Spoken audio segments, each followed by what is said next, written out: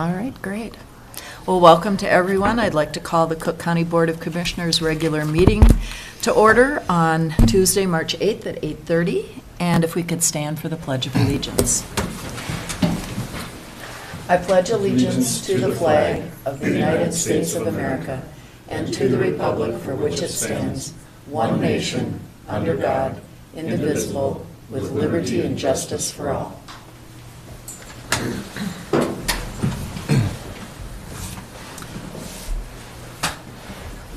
Well, I'd like to say it's great to see everyone. I don't think we've had a meeting of the board without masks for a long time, and we've been through a lot in the last couple of years, and we still have work to do with the pandemic, but I appreciate everyone working hard for the safety of our community, and it's great to see everyone, so wonderful.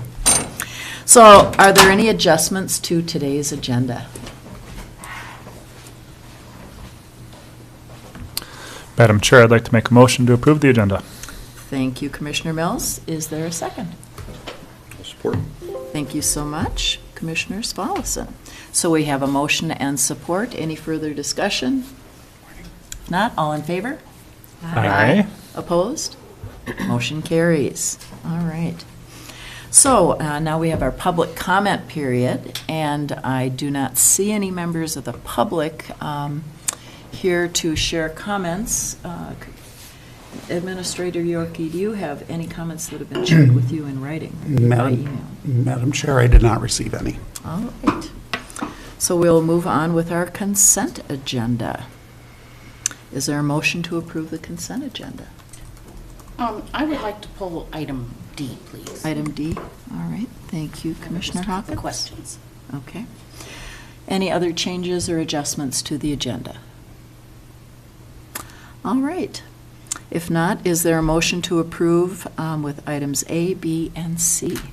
Madam Chair, motion to approve the consent agenda as amended. Thank you, Commissioner Spallison. Is there support? Support. Thank you, Commissioner Storley. So we have a motion and support. All in favor? Aye. Aye. Opposed? Motion carries. Where do you want to move that at? So that is my thought. Should we move that to the administrative That'd be area? great. All Sure. right. All right. So we will make that item 10C, and then administrator updates would be D. All right. Thank you. All right. So now we go on to our community center and extension announcement, and we have the introduction of our new community center assistant, Leanne Avery, and Sarah Waddle perhaps would like to make that introduction. Is she here? She's not here? All right. Maybe you'd like to come forward to the microphone so also you can introduce yourself to the community. That would be wonderful, Leanne. Yeah, either one is fine. Well, we want to welcome you into our fold, and I know the community is very excited, and this is a great opportunity for you to share a little bit about your background and experiences with our community. Sure. I was born and raised in Bagley, Minnesota, near Bemidji, and my husband is from Grand Marais. He spent his high school years and beyond, and after we were married, we moved away and lived in Michigan and then Arizona, and then we came back about 12 years ago. And he works with the Forest Service. We have 4 grown children. I sent my baby off to school this fall. So I'm excited. I've worked at Nana Bijou in clerical, but I'm really super excited to work at the community center, and I'm excited about the things Sarah has planned and to join her, and look forward to what she has in store. Yeah. Well, that is very exciting, and please know that we are all here to support you and Thank are you. very excited to have Thank you with you. us. Thank you. Any other comments? comments that anyone would like to share with me? Welcome. Yeah, welcome. Thanks for joining the team. Thank you. All right, Thank great. you. Thank you so All right. much. And I see Mr. Keyport out there, and he is here with a little update for emergency management and to talk about a Firewise application. Good morning, Commissioners, community members. As you know, we've had a Firewise program for quite some time in Cook County. It's a very robust program. The committee consists of many partner agencies to include the Forest Service, DNR, and of course our local fire departments. We try to engage all areas of the county to include the east, west end, and the Gunflint Trail. This particular applicant lives up Hovland Way and would like to be part of our committee.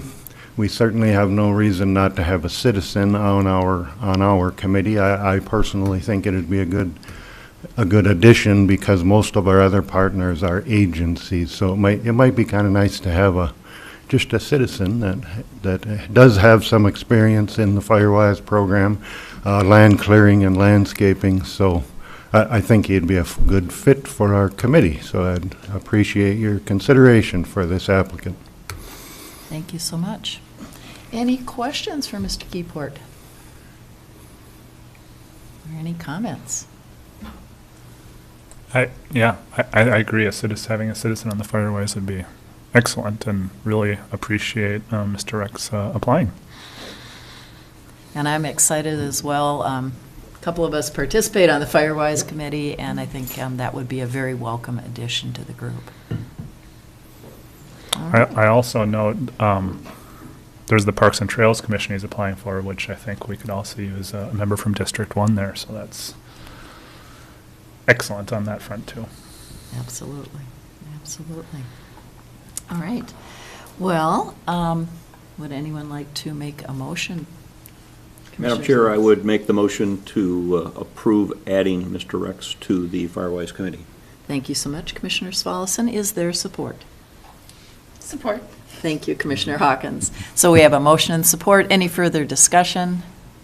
All in favor? Aye. Opposed? Motion carries unanimously. Thank you so much. And thank you also for that really excellent senior officials training we had a couple of weeks ago. It was phenomenal. Sure. We appreciate that. You bet. All right, moving on in our agenda, I see that we have Mr. Silence approaching the microphone to talk a little bit about maintenance and the Community Center Bridge Project. Welcome. Good morning. Morning. Good morning. So, the bridge at the community center has been missing for a couple of years. We did get a grant to try to get that replaced 2 years ago, and that expired. We just couldn't find the right timing with people to get it built. So, James and I have been talking with people and our options. We talked with the highway department and came up with maybe working with the school and the North Folk House to get a bridge built over there between the tennis courts and the community center playground. So we researched it, we got some pricing. So I'd like to get started on the project. So the quote from the school is $19,294. We did check with a couple of contractors, and building an aluminum or a steel bridge would be at least that much, probably more. So we thought this would be our best option to bring forward. So this does not include roofing material, which I did ask for a quote on that, and they said it would probably be less than $3,000 to add to the cost of that. So that would bring it up to about $22,000. Okay, great.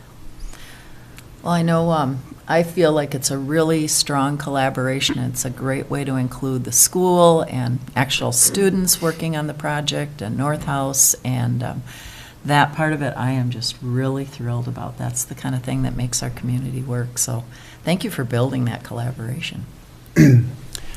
Madam Chair, if I could, I just wanted to note we do have $15,000 budgeted for the bridge. And when we started this conversation, we were looking at a range of different options, including just like a box culvert with some gravel over it. And we really think this is a better solution, more durable.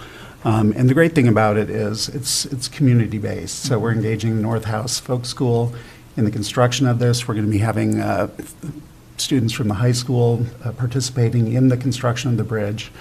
And it's going to produce a very durable, long-lasting structure for the community to enjoy.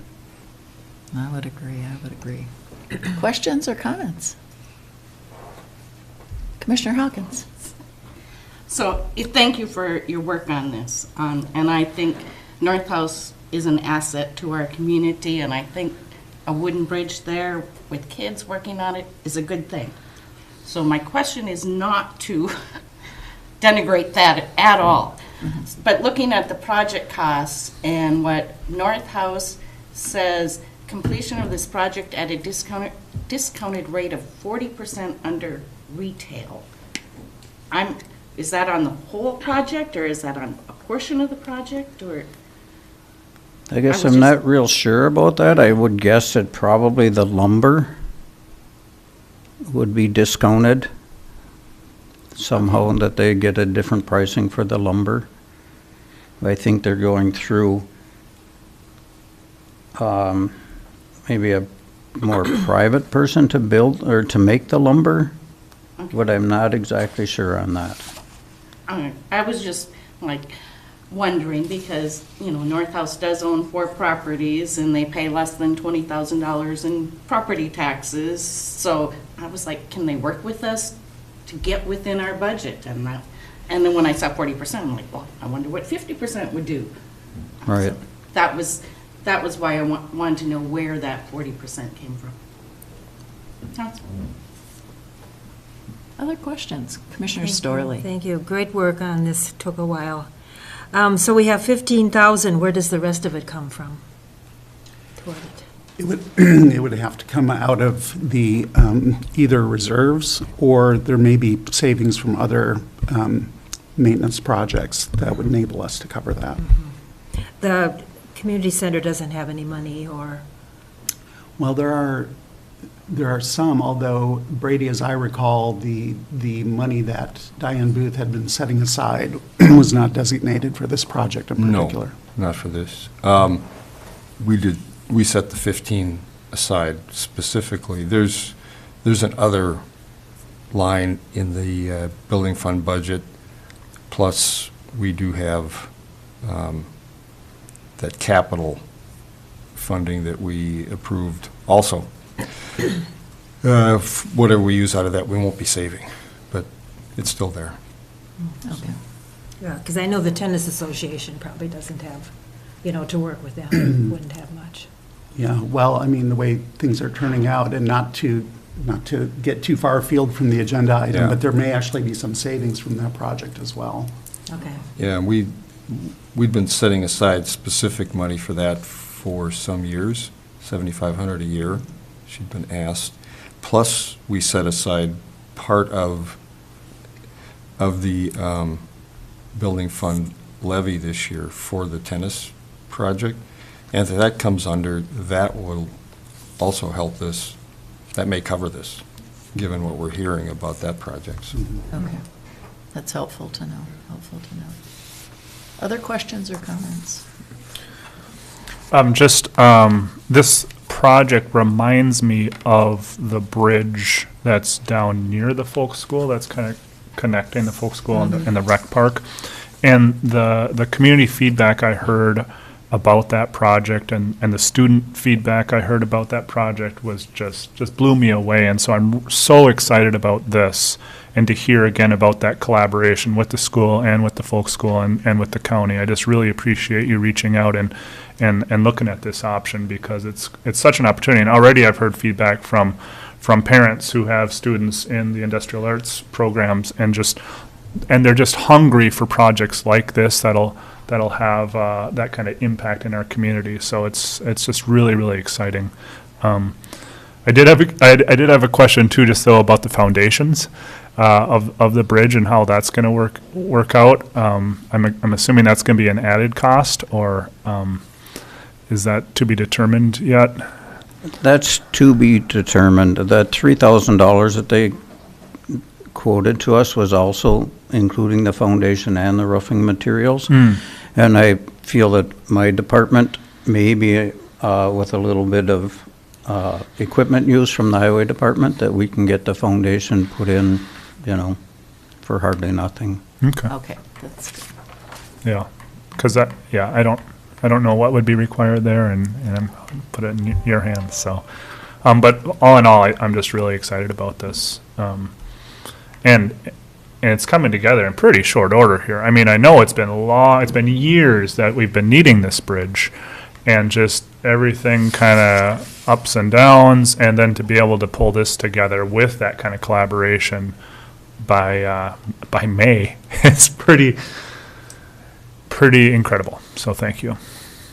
And I keep thinking about the kids that will come, either will be living in the community as adults, or they will return to Grand Marais and see what they built and see how it's being used. And that is what excites me so much. So. Are there going to be any trolls that live under this? Maybe. Commissioner, there are always trolls. Okay. Oh, goodness. Any further questions or discussion? If not, I would entertain a motion. Madam Chair, I'll move to approve the community center bridge project. Thank you, Commissioner Mills. Is there support? I'll support. Thank you, Commissioner Spallison. So we have a motion and support. Any further discussion? Hearing or seeing none, all in favor? Aye. Opposed? Motion carries. Thank you so much. Thank you, Brian. All right.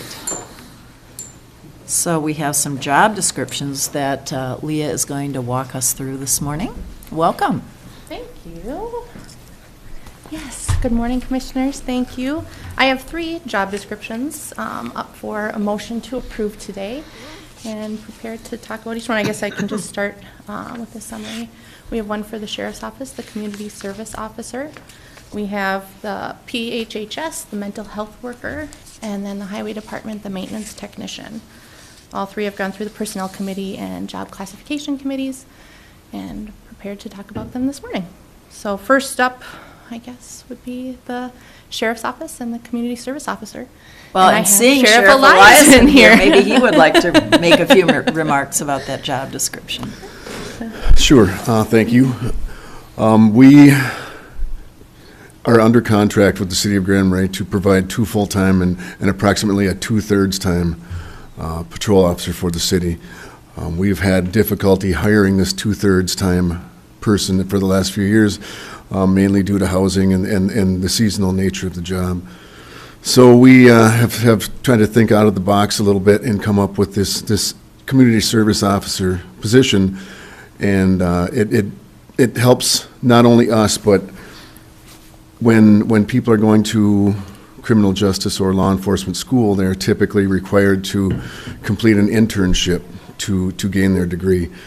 These internships are typically 3 months to 4 months, and there are certain things that they need to do to complete their requirements. And we thought that maybe we can get these interns to come up and perform a community service officer position, which is not a licensed position. There are restrictions upon this, but there are also things that they can assist with.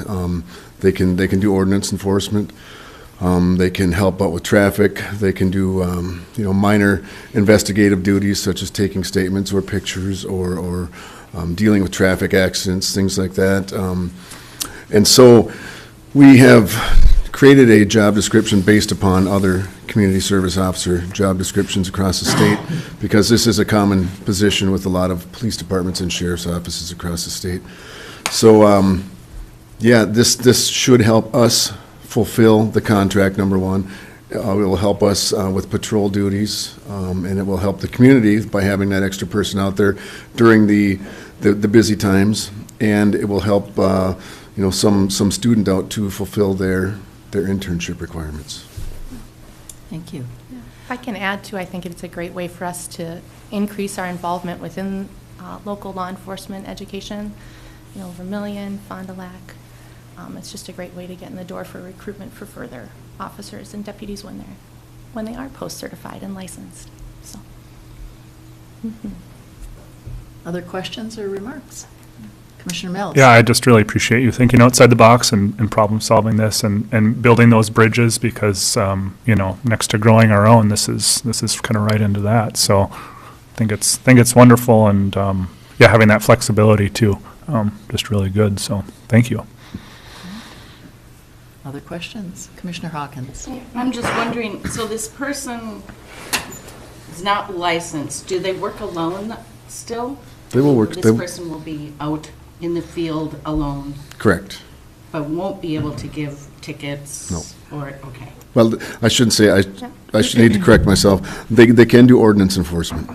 So the City of Grand Marais ordinances, which, there are quite a few of those, and we have been lax in enforcing them, basically because we don't have the resources and the manpower to do it. So this will also help, with ordinance enforcement, and they will be working by themselves, but within the City of Grand Marais, obviously. So if they do need assistance, it will be readily available. Has this gone before the city council so they know what our intentions are with the contract? I talked to the city administrator about this, yes. I haven't brought it to city council, no. I think it's a great idea. I'm not against this, but I just want to know, is everybody on the same page? Because we do have to look at those contracts and make sure we're I fair. don't know the contract verbatim, but it does spell out that the sheriff has control over manpower to fulfill these hours and positions within the city. Yeah. Thank you. All right. Other questions?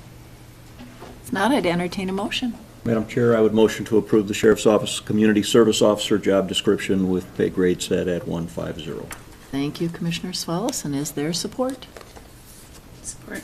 Thank you, Commissioner Hawkins. We have a motion and support. Any further discussion? Not? All in favor? Aye. Aye. Opposed? Motion carries unanimously. Thank Thank you you. so Thank you. much. Thank you for your work. Oh, yeah. Next, I have a second, through Public Health and Human Services, the mental health worker. And this is a new position that was recently made. It's with a pay grade of 160. And I do have Allison here if she wanted to answer any questions, fill in any comments. All right. Allison, anything you'd like to share just as we start out? Sure, absolutely. Thank you, Madam Chair and Commissioners. The position that's before you today for approval is a mental health worker job description. This is a planned addition for our 2022 staffing budget. Historically, we had a community support worker position that was added position in 2019 in response to the closure of the Human Development Center. When that individual resigned, we modified that position description to add children's mental health case management in response to a dramatic increase in referrals. So this is an addition for 2022 to provide that therapeutic skill level mental health support in the community, in individuals' homes, in the schools, but primarily to adults. All right. Thank you so much. Any questions or comments?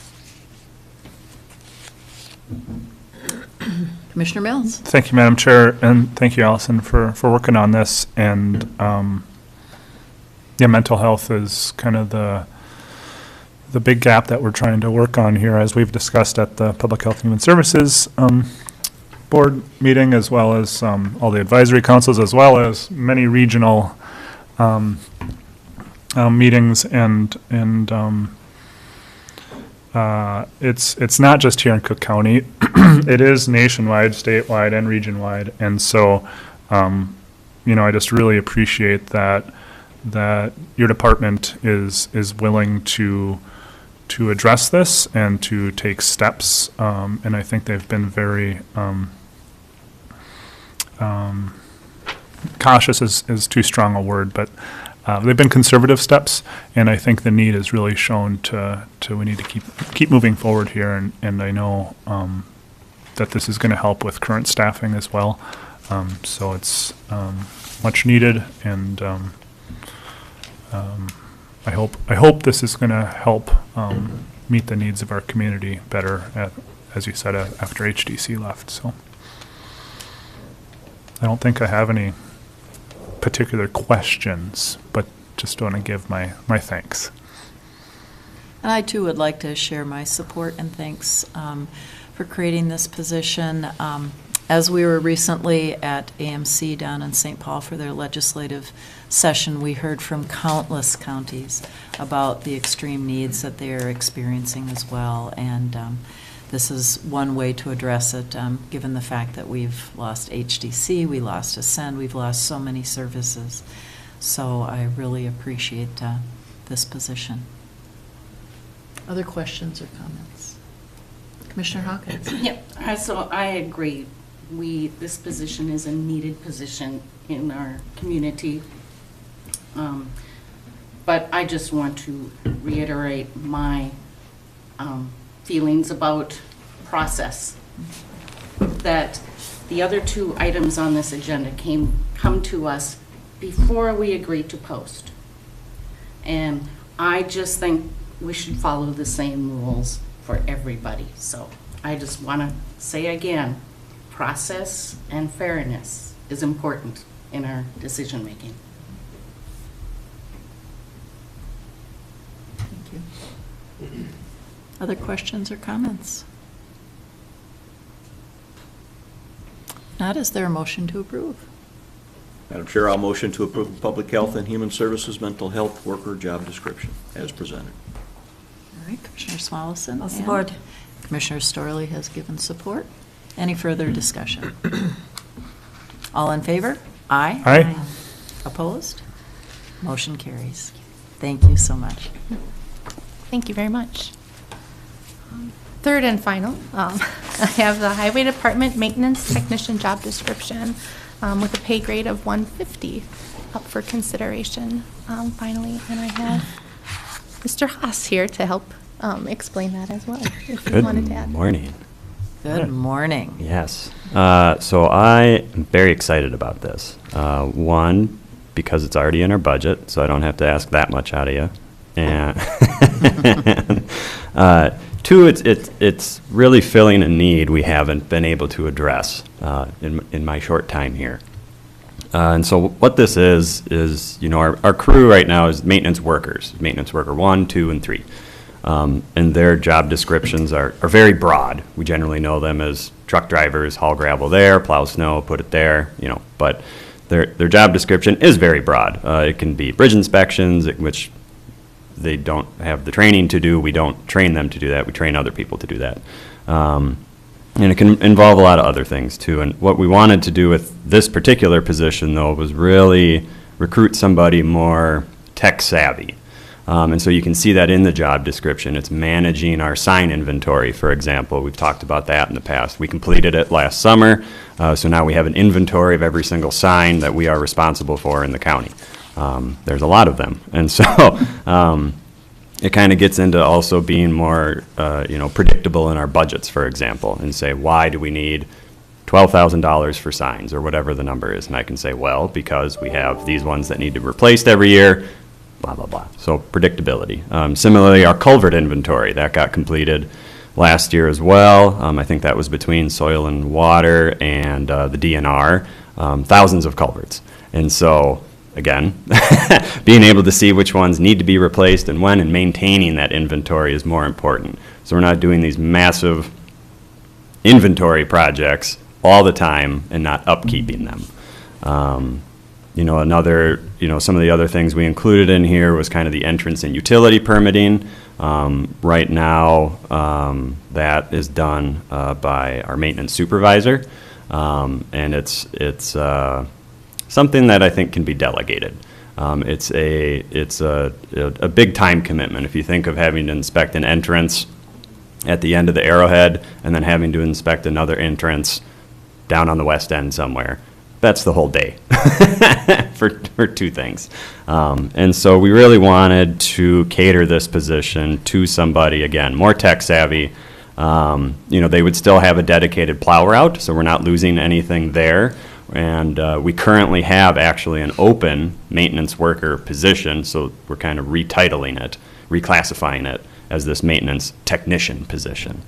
I guess I will answer any questions if anybody has any. All right.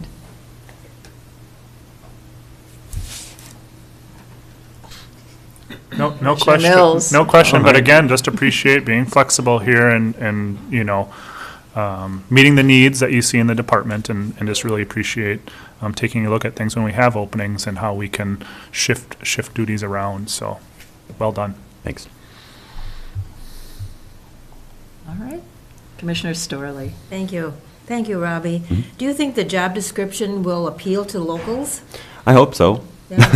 I mean, Right. yeah, no, that's the plan, is, you know, obviously if somebody's already up here. And I think what the nice thing too is we were curious when it kind of went through the grading process of, you know, where it would land. And we thought it would come in a little, you know, 150 is, I think, more in line with our maintenance worker 3s, so a little higher. And that's kind of what we thought, and just kind of looking at it, you know, you're managing, you know, these inventories, you are, you know, team lead on a number of different things, traffic control, erosion control, you know, and that's stuff we don't have right now. And so, yeah, I hope, you know, something that grades a little higher, is a little more attractive as far as wages are concerned, will attract somebody that's already up here. I think to the Class B licensing instead of a Class A as well. Yeah, So it yeah. doesn't require that. Great same- point. Yeah, our maintenance workers require an A right now. That's in there. Or, you know, we've had some flexibility with, if you have a B, you have 6 months to get an A, that type of thing. But we felt with this one and this position specifically, a B is all you need to plow snow. And so that's really all we wanted out of this one. Not that they can't have a Class A. Also true. Yes, there you go. And this would be the year for the experienced plowed guys. Yes. Or gal, I don't know, do you have a gal plow guy? No. Open to it. Not yet. That's Quite right. a season. Any other comments or questions? Madam Chair, I'd like to make a motion to approve the maintenance technician job description. Thank you, Commissioner Mills. Is there a second? I'll support. Thank you so much, Commissioner Spallison. All right, we have a motion and a second. Any further discussion? All in favor? Aye. Opposed? Motion carries.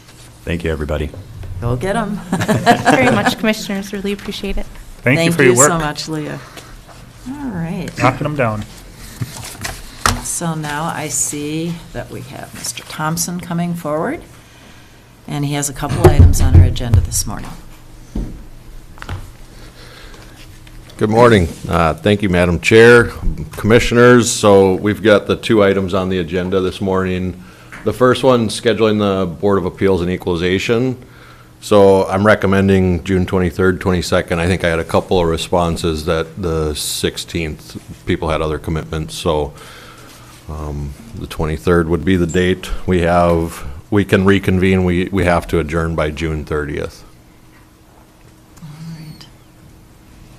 Any other questions or comments about that? I think that date looks really good.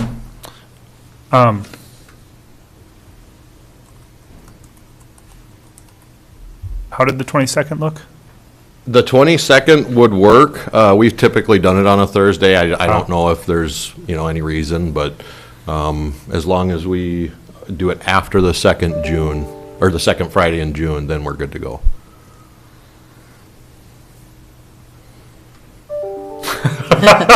So, I can- wondering why you had that question. Yeah, it'll work. Okay, all right, thank you. I do have another commitment at 5, but that's how that goes. Okay. All right. So do we need a motion for that? I don't believe we do. I think we can just schedule that. All right. Sounds good. June 23rd, 6 to 7 p.m. And potentially beyond that. All right. All right, thank you. The next item is an update to the abatement policy.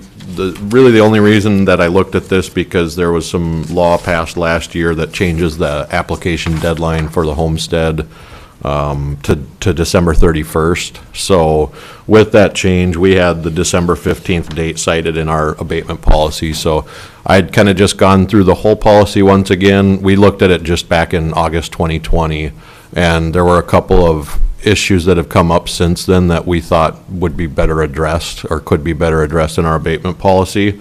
So I will go into, I did make highlights in the actual abatement policy and the resolution, so I'll go through them, I guess, one by one, and if anyone has any questions. The first change is to include the organized townships under the requirement of the notification for abatements over $10,000. We were always doing that, but it's just a matter of having that included in the policy.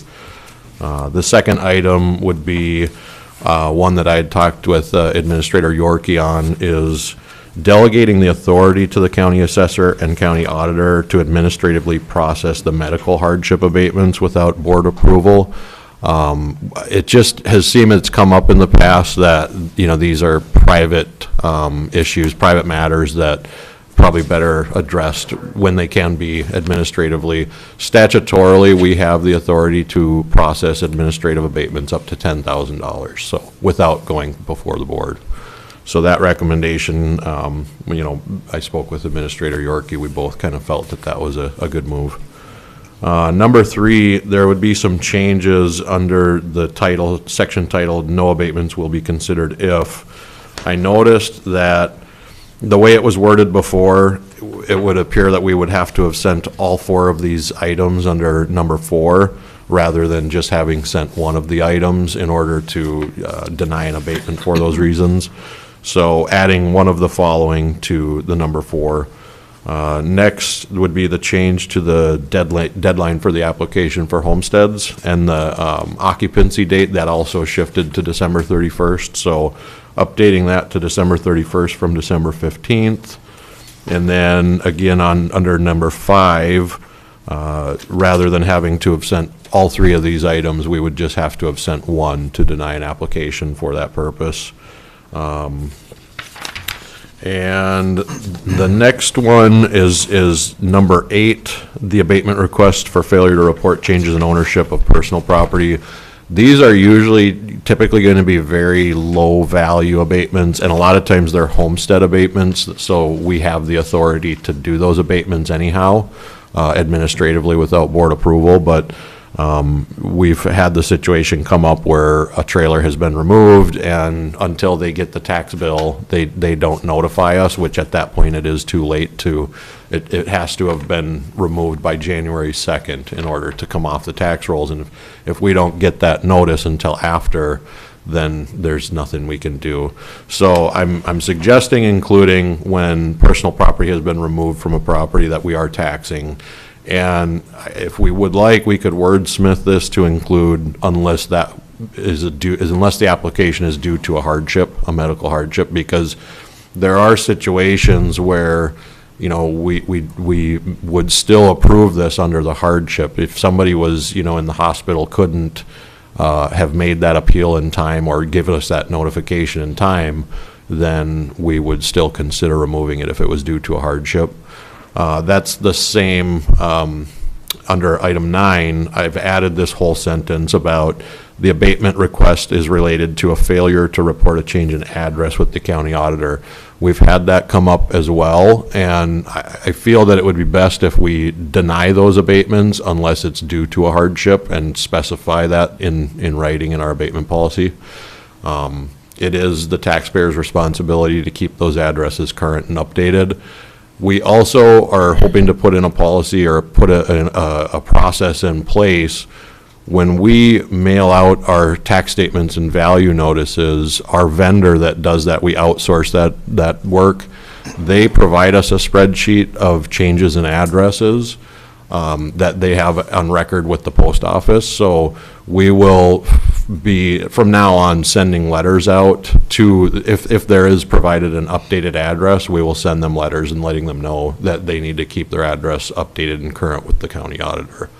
So that's another thing that it has caused us some issues in the past where the address gets changed, but they you know, forget to notify the auditor. They can always still pay their tax bill online, so they don't always know that, you know, there are other things coming through the mail, and if they miss something, you know, it can go past a deadline, like the valuation notice. If that gets mailed out to the wrong address and they don't receive it, then it may bring them past the date where they can actually still appeal that.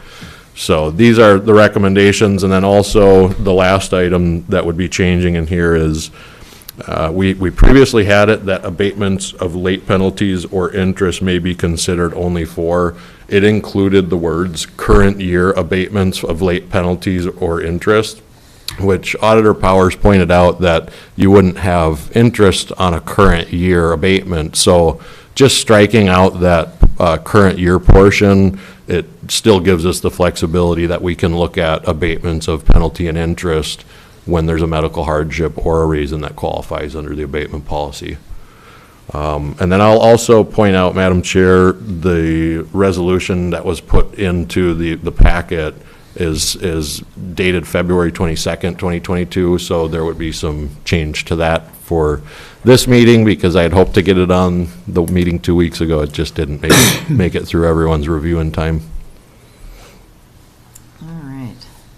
Well, I want to thank you so much for your work on this, the attention to detail, all the improvements in getting the dates accurate, and I also appreciate that piece on medical because of data privacy. I think that's a very important thing, so thank you for that. Any other comments or questions? Seeing or hearing none, would someone like to approve by resolution? Madam Mills. Madam Chair, I'd like to make a motion to approve the updated abatement policy. Thank you so much, Commissioner Mills. Is there support? Support. Thank you, Commissioner Storley. We have a motion and support. Any further discussion? All in favor? Aye. Opposed? Motion carries with that change in date from February 22nd. Perfect, thank you. All right, Thank you, thank Bob. you so much.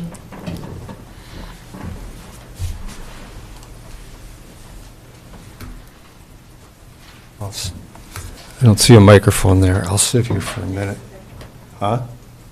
No, I'm going to come there and move, but I guess I can move the microphone. Okay, we'll give you a minute to do that.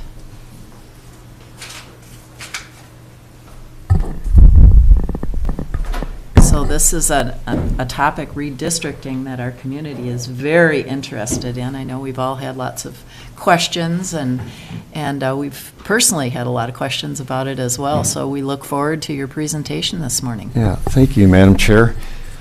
So this is a two-step process, really, for us.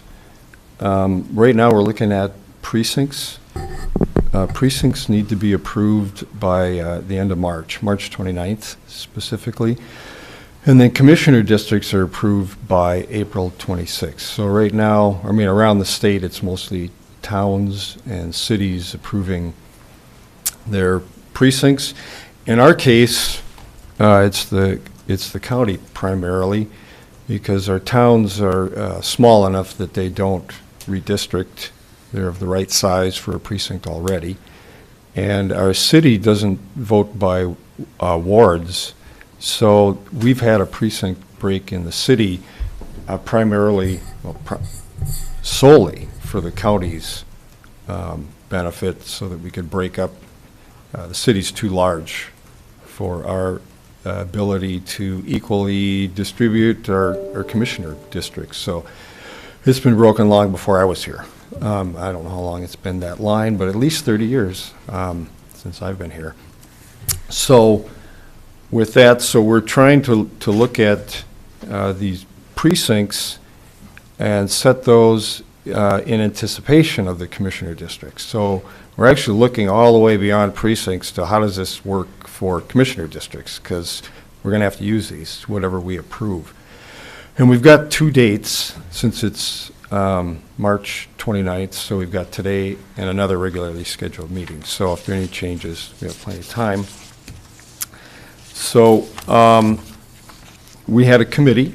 It was Dave Mills, Stacy Hawkins, and I have met a few times and gone through these various options. We settled on 3 options, and I'll go through those one at a time with you. And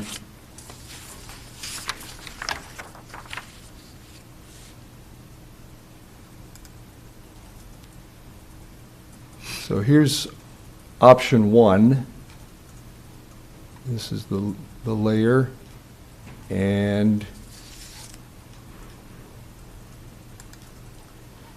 we'll come in a little closer to hone in on the changes.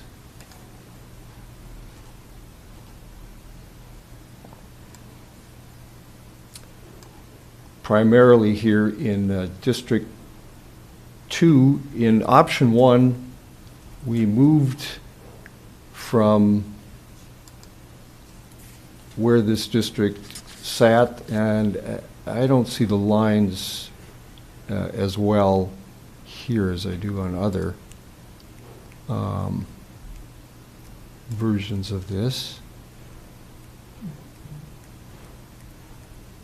But here I'm moving the transparency so that you can see where this lines up on roads, and in this case it's just lining up on the a river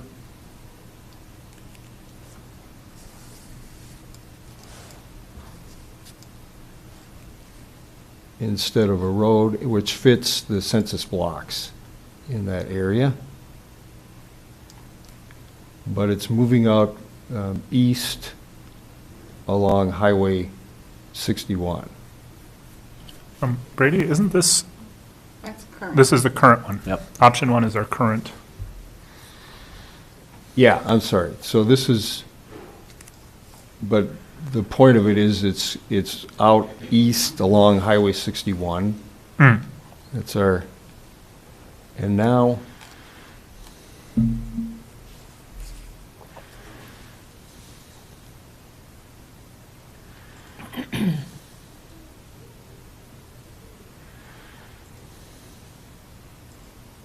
well, this is not responding. I'm sorry.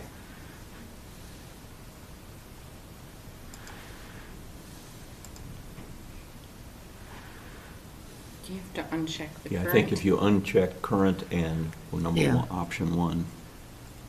There, yeah. There we go. There. And you could, sorry to micromanage you here. If you did click current commissioner, then we could see that line and Yes. how it differs. Okay. There. There There. we go. That's helpful. So And, now you can and then see- we can all chime in. Right. Sorry. So here is option 2, where District 2 now is very short from meeting the 10% standard, which is the 10% of within the average of the census. And if you look at the charts that were included there, you'll see under option 2, if you can see that in your packet, you can see the 2020 census numbers. District 2 is 903, which is 117 short of the average. And so in order to get to the average, we have to add quite a number to it. In this option, District 2 goes to 1,089, and it actually becomes more contiguous. We're going north, but it is, instead of spreading out farther to the east to gain that 100 and some extra. And what happens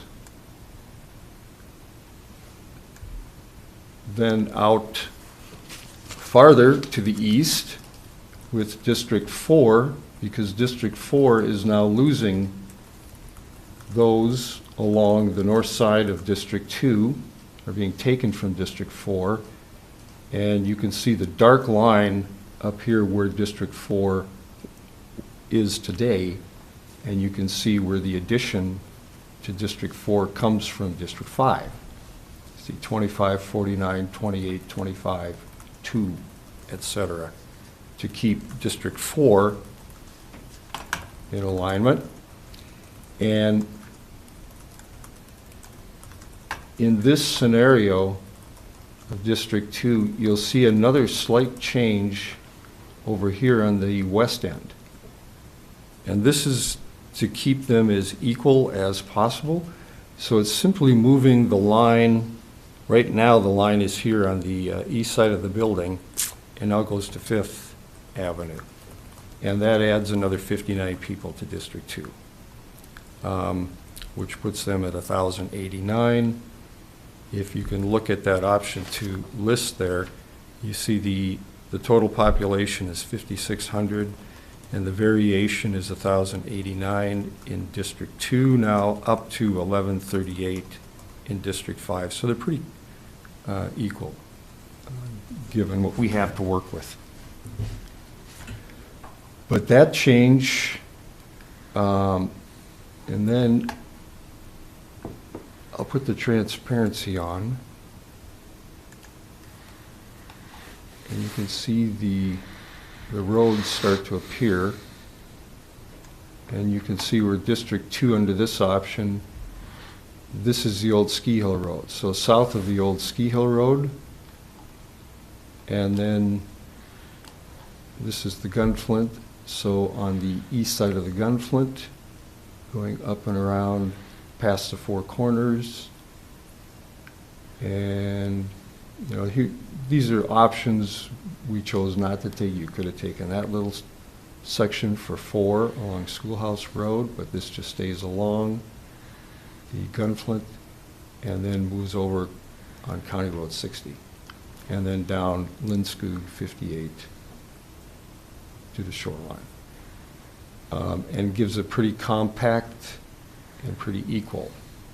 The little technical change here in adding the 59 down here would take a change by the city. They would have to approve that. So even though they don't vote using wards, it's theirs to approve. So if we approve this scenario, it would be subject to city approval. They have one meeting before the 29th, which is tomorrow. So we would do it No subject- pressure. It's not, well, it's not a pressure. I'd say if you approve this, it would be a preference on our part. If they did not, we would find a slightly different scenario because we have time between now and March 22nd. We'd meet again, and let's say you approve this concept in general, and we would just adjust it. Hopefully, I'd help them write the resolution for Wednesday and give them the maps, et cetera. If they would choose to do that, I've already contacted them, and they seem to be open to that. So, but they would have to have a special meeting because their final meeting is on the 30th. So, the other option we looked at was moving the lines to the east. And you know, we right over here, you can see there was a big, these are census blocks that we're grabbing, federal census blocks. So this one was 124 people. We said, how can we make District 2 equal? And we moved to the east, or to the west, with that 124 block. Again, that 5 blocks along 5th Avenue to add 59 people.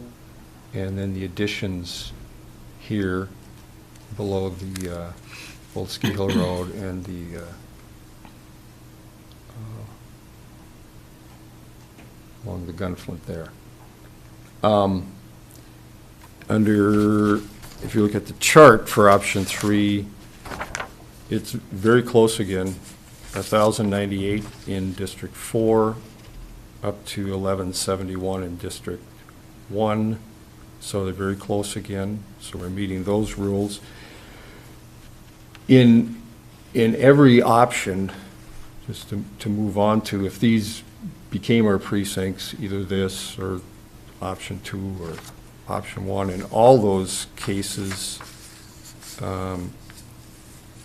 all 5 commissioners would be running this year for election. The rule on that is the 5% rule. and it's the total change due to redistricting, whether it's in or out of the district. You've just had a change in population due to, compared to the average. So on the chart, it's the column that says population total changes. In option 3, for example, the total changes are 88, 221, 310, 253 in each of the commissioner districts. 56 is the 5% cutoff.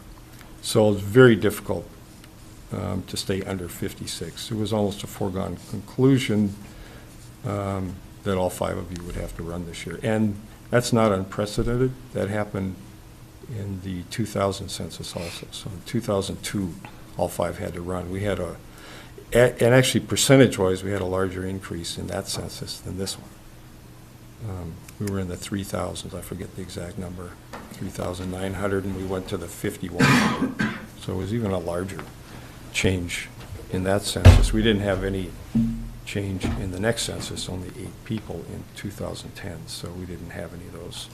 I think we made some adjustments, but they weren't significant enough to cause any changes. So I would ask, I guess right now, if you have any questions, we could look over here and see in this option, similar to the other option in that here's our current line, this black line, and again, District 4 went over to capture some of District 5, District 1, because 1 is too large. And 4 has given up some significant numbers again to District 2. And we've also, as a group, we made some changes up here in the far north of Districts 4 and 5, just simply for the compactness. And all of these are zeros. And we said, well, we can move some of these around and it won't be quite as gnarly looking, let's say. But there isn't, but you can see if you try to grab some of these, you just simply create a new problem using census blocks. So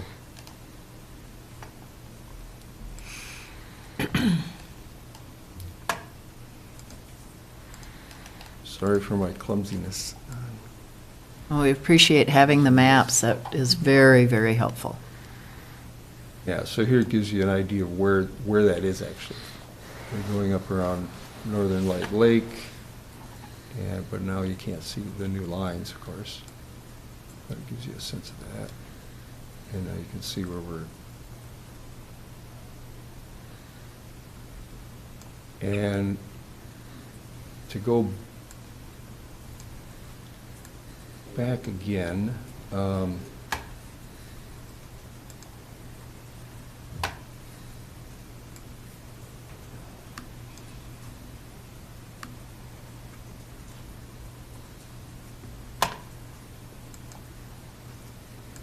if we made that change here, yes.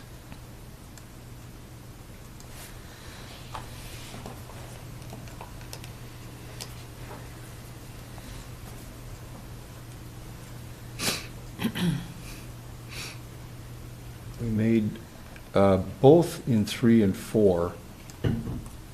You can see in orange here, District 5. Mm-hmm. And the heavy dark line here is actually Cascade Beach Road. And it's heavy because along here was in District 5. So we took this 21 here and added them to District 3. We took some out of District 3 in both the scenario 2 and 3, and we said, well, here's a perfect way to get this more compact and contiguous and add some of this. That we were kind of stuck in the past. We had to add some to 5, and where's the people? The people are along Cascade Beach Road. So we were stuck in years past. Now, we can undo that, so to speak. So that was kind of a minor but a good adjustment. And also in this, I better get out again. Let's see. So here was another change because so many were taken from District 3 in this option 3 that we went farther west and took this 32-person block here and then the 21 down here, so to help District 3 get back to close to normal. And this brings them back up to 1101, even with the large chunk that they lose to District 2 here and the 124 and the 59 along here.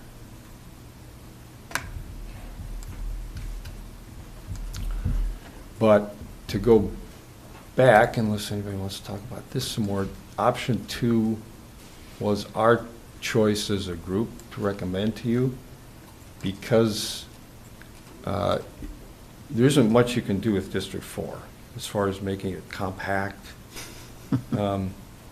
It's kind of, it's far-flung, you know. But we could make a change in District 2 and make that a little more compact instead of spreading out along the shore. And so that was our basic recommendation to you. And again, that has the 59 down here, and the small changes here around the Gunflint. And then up here, yeah, we went around there, so it's County Road 60 down to 58. And then I think we even did some additional adjustments on the north end up here.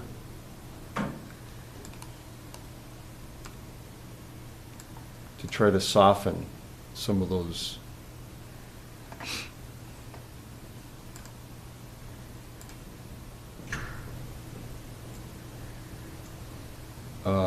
like the big cut here, we move that into District 1 again, just to kind of soften this big jut inside. So those are, and here you have the same problem. You can try to move this over to 4, but it cuts so far in, you create the same problem for looks. That's mostly for looks up here. For somebody up there. So I'll leave it for questions at this point. But Madam Chair. Yes, Commissioner Starling. Brady, I'm a visual person. This map is good, but tell me, my district goes to Cut Face. Am I losing anything from Cut Face to Cascade Beach Road? Because you mentioned that. yeah, along, let's go. So it's right along here. Here's Cascade Park. So it's just beyond, here's the river. So would it be to County Road 7? Would that be the cutoff? To stay in my district? So right, you see it right at the river, actually. The black line is the river. Yeah, I think so, going up here.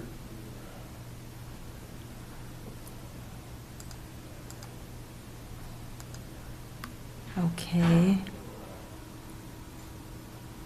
I don't see the name on here, but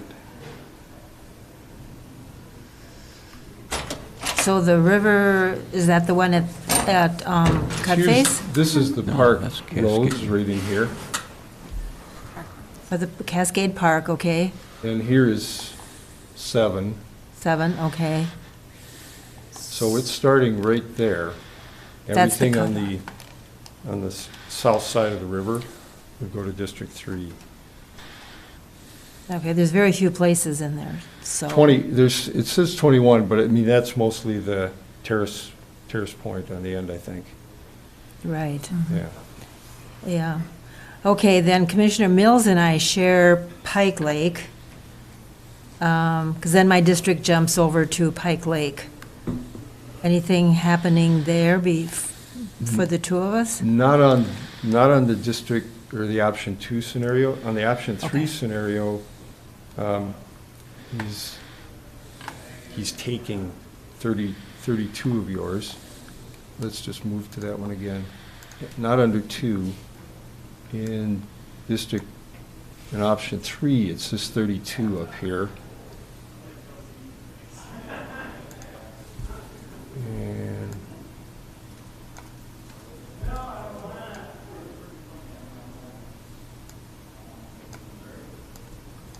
well, okay. Let's try this thing. So there you can see, this might work better. Yeah, here's 45. There's Pike Lake. And under option 3, it's around Pike Lake. Okay. Can you see that? Yeah.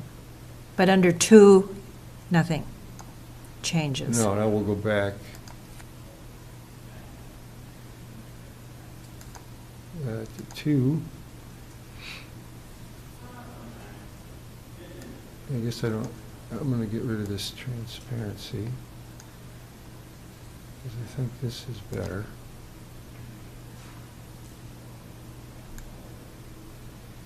Now you can see the dividing line is at the Pike Lake.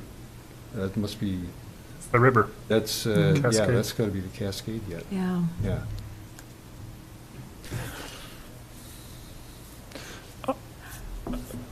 Madam Chair, thank you. Thank you, Brady, for laying this out here, and the maps certainly make really help with both our discussions as a committee and just explaining it to the board as a whole. And kind of to summarize, too, is just that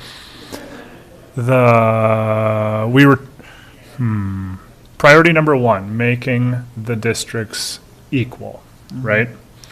Priority number 2, using kind of geographic or roads for dividing lines to try to make sense of that and try to keep neighborhoods intact, because that would make a lot of sense. And then, priority 3 is those juts or peninsulas, trying to minimize those. And then maybe an unrealistic priority, but a thought in the back of my mind is just potential future changes, how the changes we make now might give or restrict options into the future, both, and that's really difficult to predict, so whatever. One of the frustrations I think we experienced was some of the sizes of the blocks and maybe some of the shapes as well. And so what I'm really hoping for is before next census that we can address some of that, particularly when we are talking about the city of Grand Marais and kind of those more highly densely populated areas. Being able to cut those up and shave off a little block would be really helpful to try to help balance things out. But we can't do that this time, and so considering the everything, I think these are some really good options. It's funny as we go through these, as much as I've stared at these maps, going through them now, I see other areas like, oh, actually, that would make sense. But, there is no perfect scenario, and so I'm pretty happy with what we came up with as a group. But again, there's always room for improvement. So if anyone sees something that jumps out, then maybe I would feel more open to telling you what I see that jumped out at me today. So, Commissioner Hawkins, how did you feel about the process, and in particular looking at the city of Grand Marais where you live? Well, actually, I want to thank Brady and the whole MIS department. These maps that they put together for us were so helpful. And we did look at lots of different options, and Brady was really good about, try this and try that. But, yeah, I think I agree with Commissioner Mills. We looked at roads instead of rivers, and it just seemed to make sense to try to, so that when people ask which district you are, well, which side of the Lindskog Road do you live on? It just would be easier for the public is where we were going with that and making sure it was more even. And so I think we all agreed that option 2 was the best we could do given the circumstances. So I'm fine with it, and you can always tinker with things. So I get we're not going to get it perfect this time. Well, there is no perfect, but you have really taken a lot of things into consideration. The part I personally like is looking at roads. That helps our public understand where they're located and the implications. And so will these maps be available to the public with the names of roads on them? Yeah, Kyle, it takes extra work to Yeah. put it, to make it visible altogether. So I didn't ask him to do that. We just use these tools and stuff, which I'm really clumsy at. But he can do that, I think. So when we actually publish the maps, they'll have, I think those will be highlighted Perfect. nicely in some of the rivers too. But that's extra work. So once we, I think even if we have a tentative, you know, if you didn't want to approve it today, why don't we look at tweaking a few things or whatever? And of course, it's subject to the city in this scenario, just for those 59 over there, if we did that. So, yeah. Commissioner Mills? Does anyone have something that jumps out at them? I don't, and I've, looked at the maps, and I just really appreciate the work that the group has done. It's amazing. Well, I am gonna walk back, and I am gonna have my suggestion. Are you ever going to be done, though, Dave? Right, well, that is the Striving for question. perfection. That is the question. And I think it's pretty safe. I don't think it'll be controversial, but I'm very curious what the rest of the board has to say. Just keeping in line, well, first off, I do appreciate the shift from, it was 4th Avenue West over to 5th Avenue West with the boundary with District 2 and 3. I think makes a whole lot of sense. And it helps bring that equal representation. So I think that was a really good move, that somehow I wasn't in the front of my mind when we were talking more directly about it. But, so along the idea of roads, if I may, Mr. Powers, this is, in kind of the center of District 3 at 48, there are 2 blocks, 10 and 17. So 48 is a loop. It comes up and around, and in the past I've had some residents say, "Oh, I guess I'm not in your district. I'm in District 4," and so that's a little odd there. There's But 48. Yep. And so, but 27 is a significant number to overcome. So if we take 27 from District 4, I'm looking over at another road, and this is the 14 loop.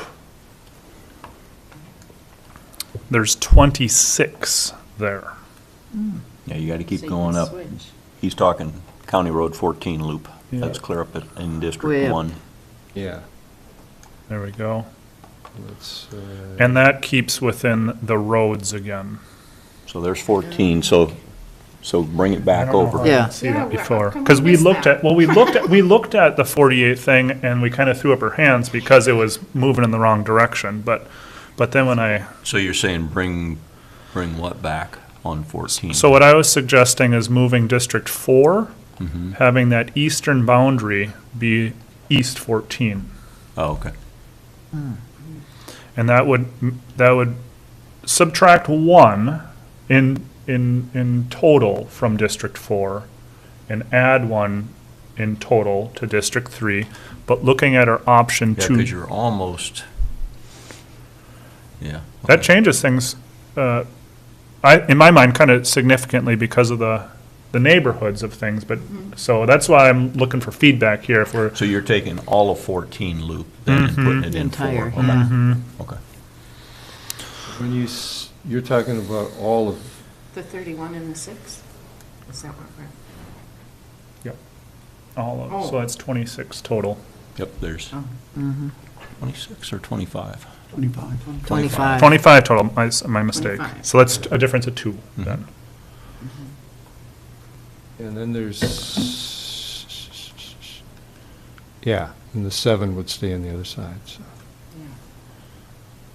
And of course, there's the 0 below that. And that goes into, you know, or, yeah, that's But probably, nobody's ever going to. yeah.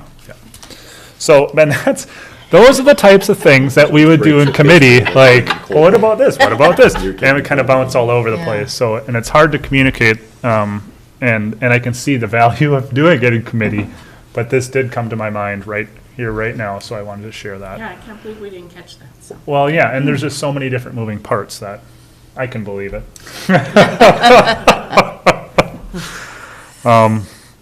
And then, of course, you know, it just gets so hard, the northern parts of things, because of, again, the size, and then also the zeros. Yeah. It's just sparsely populated, so it just kind of goes all over the place there. But the kind of the more major changes in my mind was that Shoe Lake Road kind of dividing line. That made a lot of sense to me to have that in District 1, everything east of Shoe Lake Road there. And that would be all of Greenwood Lake, because that is a neighborhood Yeah. of sorts, so, and again, trying to use those roads, so. Brady, did that make sense about the 48 and the 14? Yeah, it would solve one. There's only 5 up there. One problem. I don't know if it would be an issue at all for District 1. Well, and But- we would see what, I'm really hoping we can get some public feedback too, just to see, I mean, we have to get this Yeah. to the city, but if we can get some kind of public feedback before we, Yeah, the only thing I see when you start to go into 14 in there, which it looks like we're gonna go that way either way, you're splitting up the Colville district. Yeah. You know, in how that, you know, laid out, because you had your Colville, Hovland, and Grand Portage. And so then that's, I think either one, any of these options starts to take part of that Colville district and puts them over. You know, as a precinct, it's a little different than, it's just going, I don't think you can do it without getting into that. You don't, just because of Right. the way our districts overlap there. That's Yeah. just how it is. yeah, It's probably even cleaner if you take that, because a lot of that population is in that County Road 14 loop. You know, if you had just included that entire Yeah. loop, it's probably getting you closer to being, you know, as more of a grouping. and that's what I was wondering. Yeah. But of course, given options, you could take 27 from 4 in this option, but you could take 32 from 5. That's another option. Well, but that's actually taking again, rather than losing. This is why our Anyway. committee meetings. Yeah. I guess we needed another one. Well, and I apologize, I didn't see this, and, yeah. But But I agree with you. I think we're having a committee meeting right Keeping now. keeping those neighborhoods together is kind of important. But somebody on 48 said, Yeah. They're up in, Yeah. yeah. And that was a similar thought with the 14, but I didn't know about, yeah, that 14 Yeah. loop I thought made sense, so. Any concerns there? It really makes sense. I like the word process. So looking out, Brady, this is going to be a big job at your end. How do you let people know that they're in a new district so that the campaigning, which would start, I don't know, whenever that's going to start, everybody knows all that. So how do you do that? Yeah, we'll have to define it. We'll send it down to the state, and we'll have the districts, the first precincts, and then districts after that. But No, there are messages we can have sent out from the system, from the statewide election system. We would do that. We would have maps published on our websites every which way. But no, we would contact each one individually. In fact, we should, just because of the confusion, to avoid confusion, we'll send one out to every home, just to, the ones to confirm you are, we always were. That makes sense. And to anybody that's different, Yeah. you're now in a new district. So, yeah, hopefully between that direct and then all the public education, there'll still be questions. There always have been. But that should help. Right. But at least Are we looking to make that last Well, that's change? what before- we need to think about. Do we want to make that change and have that become our option two? Yeah. How's everybody feeling about that? Commissioner Hawkins?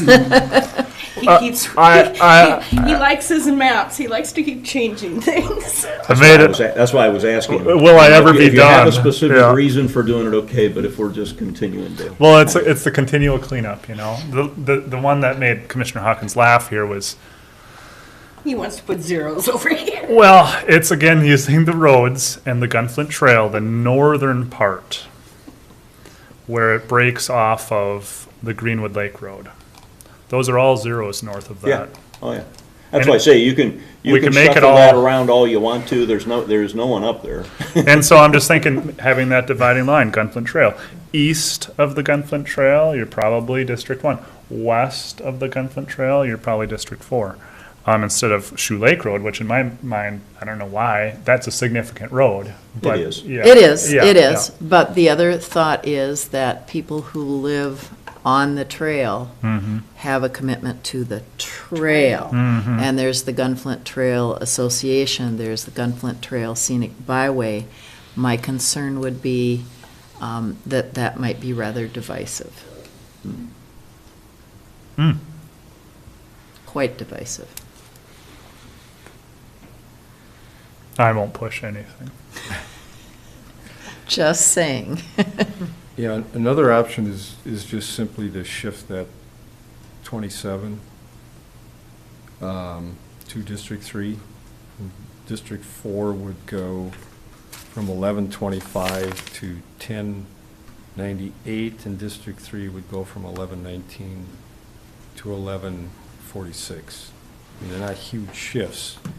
If it would eliminate a problem, that would be one way to eliminate that problem without potentially causing another one somewhere else.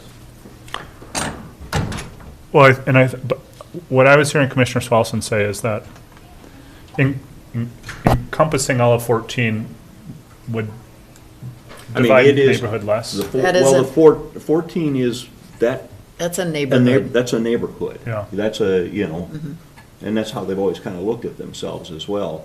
And so when you were bringing it in there and kind of splitting it out, Yeah. just from my interactions with the folks, they always kind of viewed themselves as a grouping, Yep. all that area there. So it'd make, I'm not looking to give up more of that, but in fact, it would keep that together.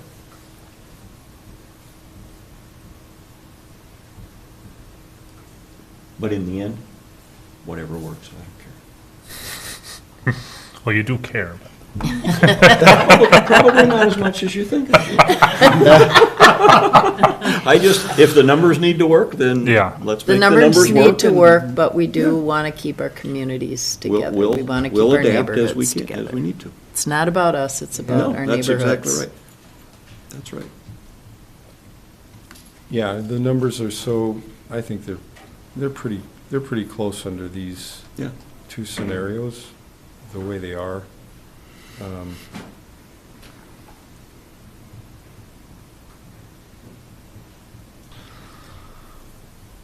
I guess I have a bit of a concern about making a quick decision without the the public having a chance to look in print at this scenario and getting some feedback. Right. What do others think? But I know we're under pressure because we have the city meeting tomorrow. Well, that's why I have, I'm sorry.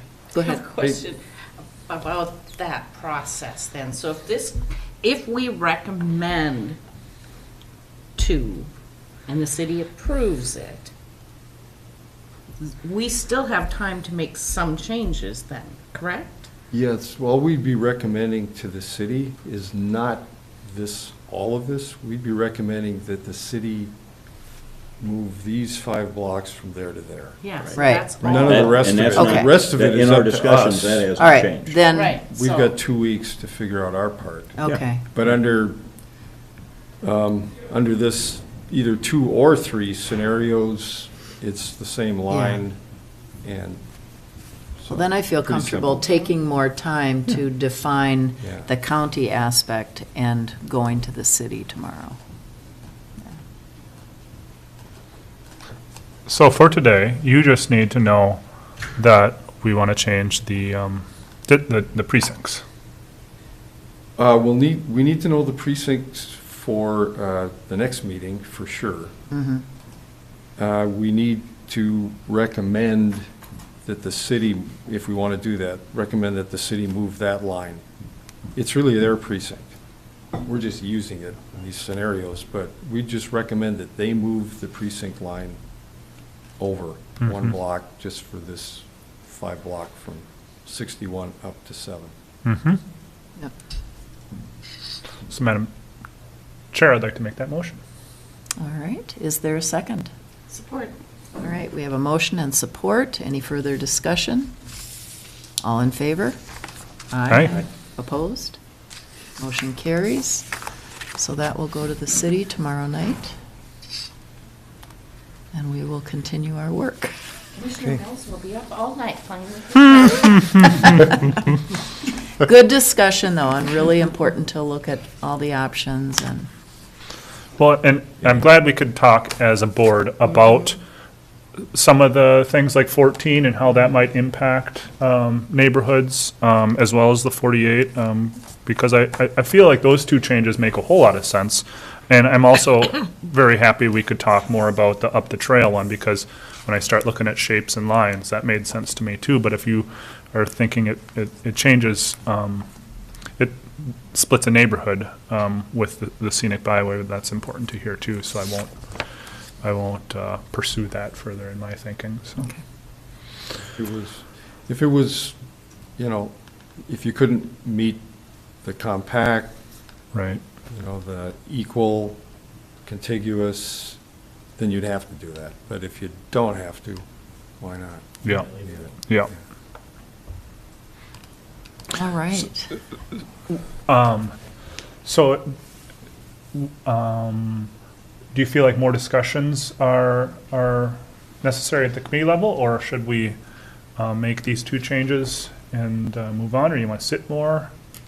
Because I would like to get this to the public as soon as we can. I would No, I too. think we should make those 2 changes, get it to the public, and yes, we should meet again to if we get feedback.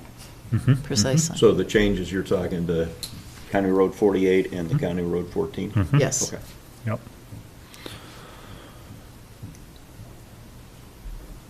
And hopefully through our media sources, we will be able to get some feedback. Well, and Maybe we can get something in the paper even later today, just alerting people. And I would be happy to have an evening meeting here, just walking through these maps. Really appreciate your assistance there, Brady. But I'd be happy to do that, and I presume you'd want to as well, Commissioner I Hawkins. think that would be great. But just the sooner we can solidify our plan here to present, and then we can get that feedback, and then maybe solidify was the wrong word, but then we can solidify it after that. Take feedback. Yeah. Feedback on our options. Do we need anything further official to make those 2 changes and kind of adopt this as a board for the time being? If it's just a proposed. This Yeah. is the proposed, and then consensus. we're looking for the feedback before we go for an approval. Yeah. That's what I Consensus is heard. fine on And we that. Very don't good. need a motion for that. Very Right. good. All right. Well, thank you, Brady, for your patience with us and your willingness to really listen and Thanks dig for your in. patience with me. All right. Well, thank you very much. And thanks to Kyle Oberg for his work with the maps. That Yeah. makes such a difference. Such a difference. For sure. All right, we'll move on to item 10, Administrator Yorkie. All right. Before I start this, does anybody need a break?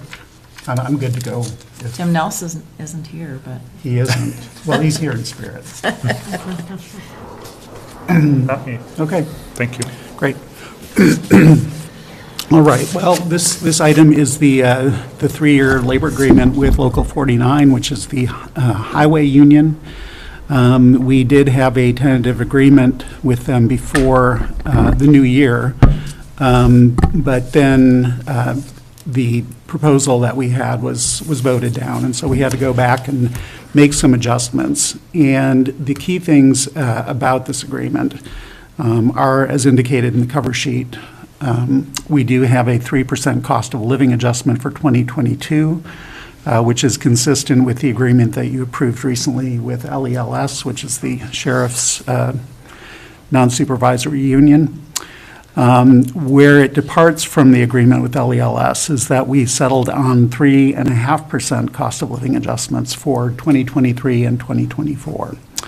And so what we're planning to do is to, for the sake of parity, to go back and give the same cost of living adjustment for those 2 years to LELS. So it's 10% over 3 years. Another major change is the addition of Juneteenth as a paid holiday. And again, as I indicated last time, we decided to include that after doing a comparison of where we stand in relation to other Minnesota counties in the number of paid holidays that they have. Most counties offer 11 paid holidays, and we were at 10. So then a third change, which does not impact the county's bottom line at all, it's just increasing the amount of withholding that comes out of employees' paychecks that goes into the Union Central Pension Fund. So that's something that they requested. That's just an administrative change, and again, it doesn't have any impact on the levy at all. So the 49ers did ratify the contract on February 25th. And the other thing I want to mention about this, one thing that we were hoping to negotiate that we failed to get resolution on, was there's a provision in the contract right now that requires that we bring every new employee in at the starting step. And you know, this is something that frankly is atypical for contracts. Usually it's just management right to decide if somebody comes in, for example, with 15 years of experience, we can place them at a higher step based on that experience, and that's the way typically hiring works. And so we wanted to basically amend that provision to give the county the right to bring people in at a higher step based on experience. And that was something that the union pushed back on. We had a lot of conversation around it, and ultimately could not get to agreement on that. So that's something that remains in the contract. And frankly, I mean, I think it hamstrings us, and I think it's to the detriment of the union members as well, because it prevents us from bringing in people who have experience. Basically, we'll have to hire people, for the most part, who don't have experience. And that's not the way you want to operate typically, but that's where we are. So other things that I wanted to mention about that, I guess those are the main provisions. So be happy to answer any questions. Questions or comments? And I should also, again, recognize Commissioners Mills and Swalson for their leadership on our negotiating team. Really have appreciated the perspectives that you both have brought to our conversations about these contracts, and have found them very productive. Comments or questions? Commissioner Mills. I would just comment that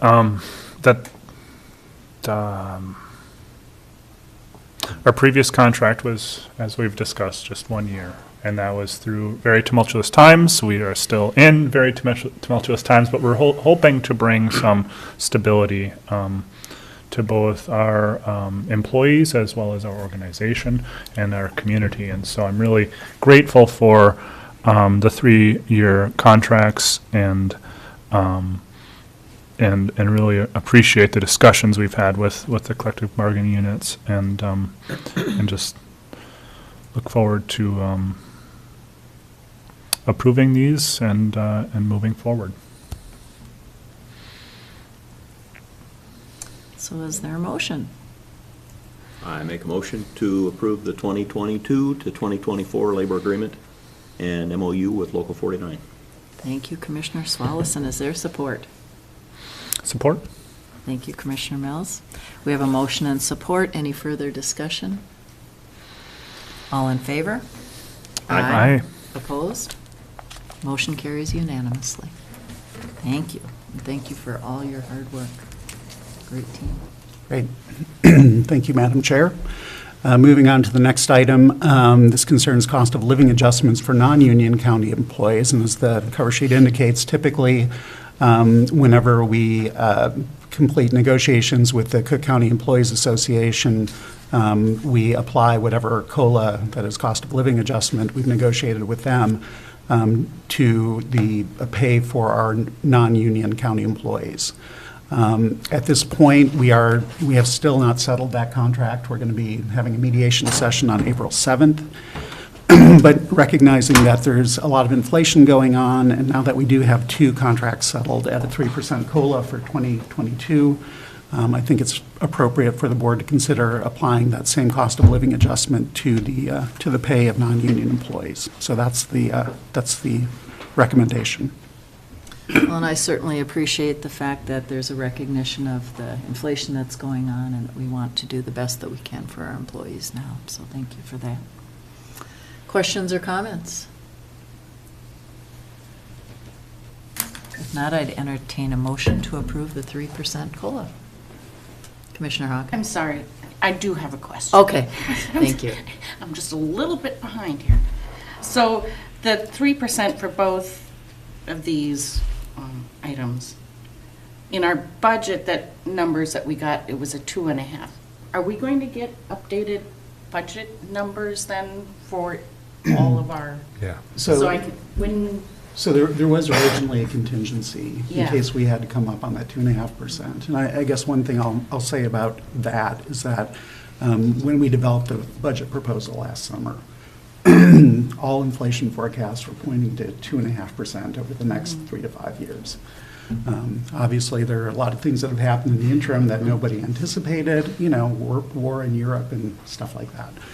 And so when we proposed the budget, there was also a contingency to go up on that 2.5% COLA if we needed to. And so that contingency would cover the 3%. It does cover, and that's been budgeted.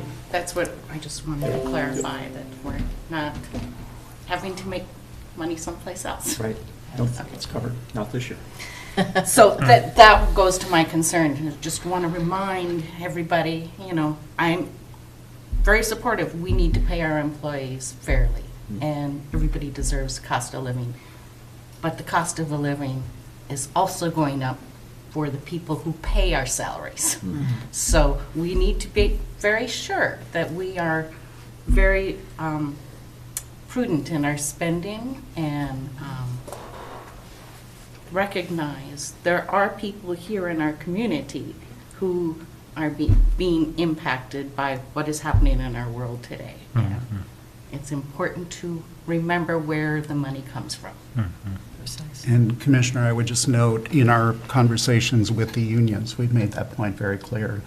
We know that these cost of living adjustments are coming out of the levy, which is tax dollars paid by residents in the community.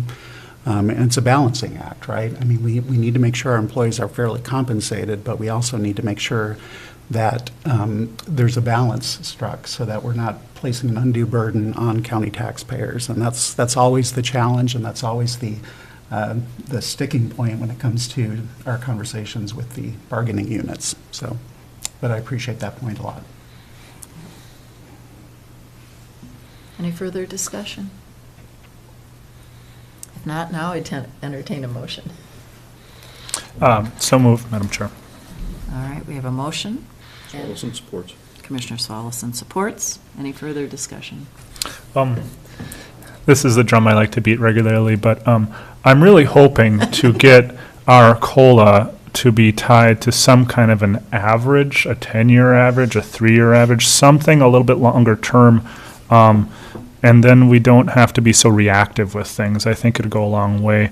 In some of our discussions with the collective bargaining units, kind of the normal was seen as like a 2.5%, and from what, and I haven't updated the numbers since we've had radical-ish inflation, but during our previous discussions with the 1-year contract, the 10-year average is more like a 2.65, which is greater than what the CBUs were considering normal. And so I feel like there was always that feeling of having to catch up versus if we meet those needs, I feel like we won't have that pressure quite as much.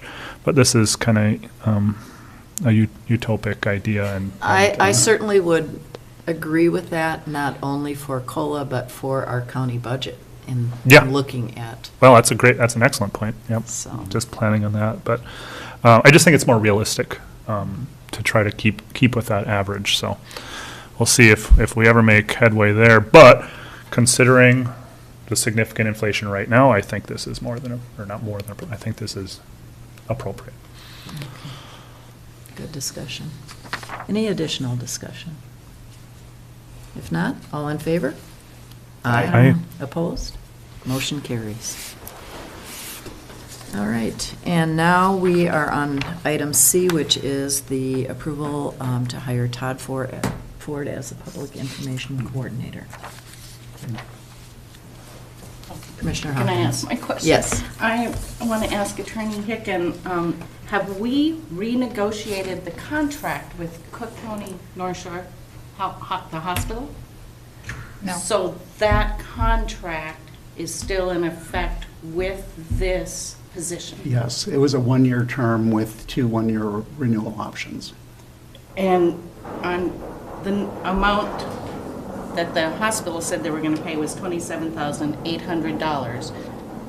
That is, are we renegotiating that dollar amount with them? We just gave a 3% raise? Yes, the costs are divided 50/50 between the county and the hospital. And so, yes, we will I make that didn't think adjustment. it said it that way, so I just want to clarify. It is a 50/50 split with the hospital. Correct. And in that contract, it says that quarter time for the county, a quarter time for the hospital, and half time for pandemic response. Well, that doesn't seem quite necessary right now, 20 hours a week for pandemic response information. So I'm wondering, who gets to tell this person what to do for those 20 hours now? It's really not needed. I mean, it is a half county, half hospital position. So that division is still there. If the workload, I can assure you, we have all kinds of communication needs, especially coming up with some of the things that we're going to be doing with the CIP and so on. So, I mean, those responsibilities will still be directed half by the hospital and half by the county. And so I'm just wondering, in this motion, can we say this position is dependent on the funding from the North Shore Health? And if they decide to not support this position will end? I would just want to clarify what this contract says. I believe the contract is for 1 year. Well, it is, but I think, I mean, it is, the contract does assume that both parties are participating in the agreement. And if the hospital were to withdraw its financial support for the position, we would come back to this board to say the hospital's withdrawing, what's your pleasure? Okay. It's just my concern that we we have in the past added positions based on grant funding. And then those positions stay forever and then they increase, and next thing you know, we're increasing the number of employees in our organization. And especially now, with what's happening in our world and discussing what's happening to the people that live here, struggling to buy gas to get to work. I'm just concerned that we are just continually adding to our expenses without thinking of what it's going to take to pay for this every year going on. So I just wanted to ask those questions. Commissioner Mills? Madam Chair, I think they're good concerns, but I'll push back pretty strongly that we're not thinking about what's going to be happening every year after. I think there's a very comprehensive vision here, and just our recent training, even with the emergency management director of the state, Joe Kelly, really emphasized the importance of the public informations coordinator and all the training I've had with AMC. It's a very significant area that we're lacking. And, as well as we've done as a community with the pandemic, overall, I think communications is probably the single greatest way to improve it. The response, both in our community as well as regionally. And I just see this position becoming more and more important to get information out there to the public, also to receive information. We're doing our jobs there, but this is a need that's been identified for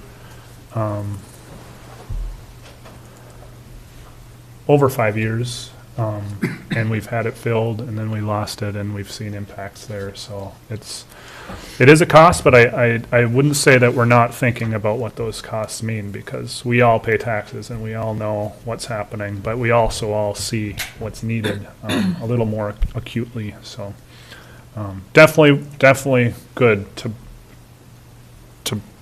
point out where the money comes from and how we're spending it, but I think it's been demonstrated time and again how important this position is.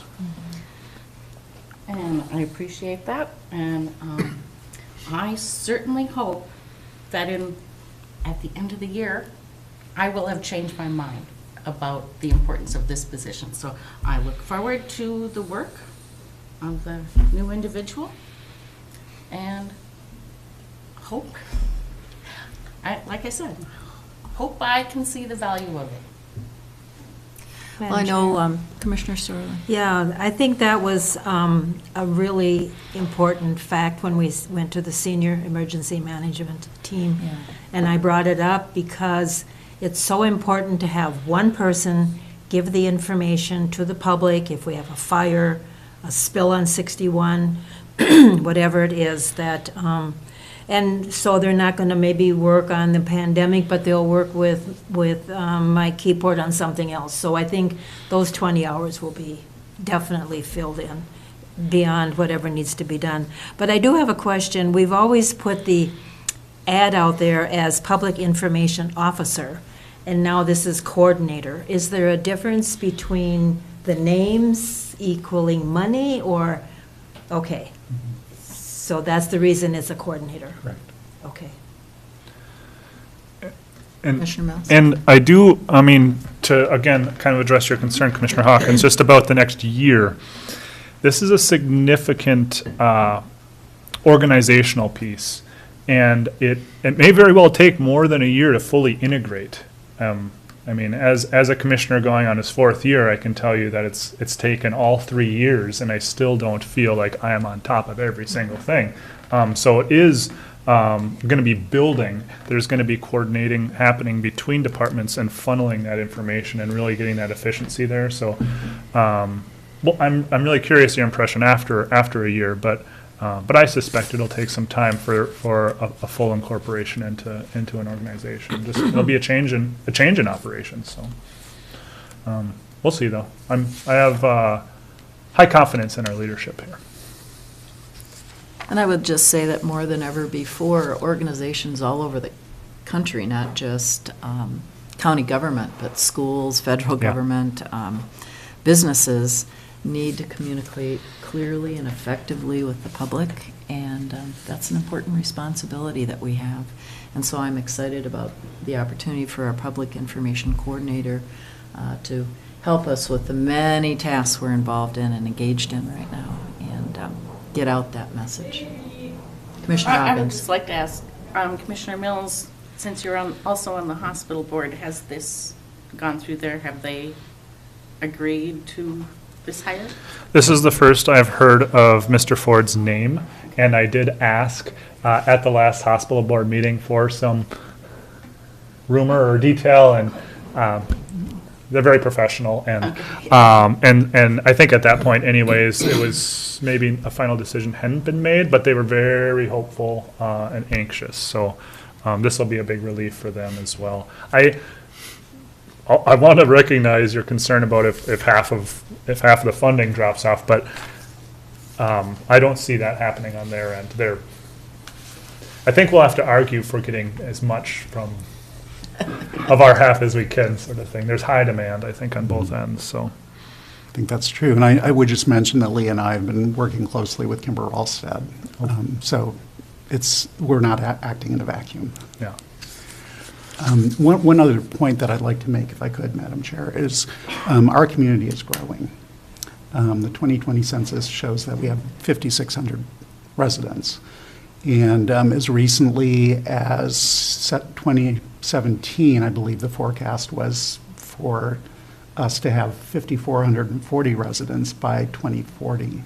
So we've blown right past that. And the fact is, as the community grows, we're going to grow as an organization.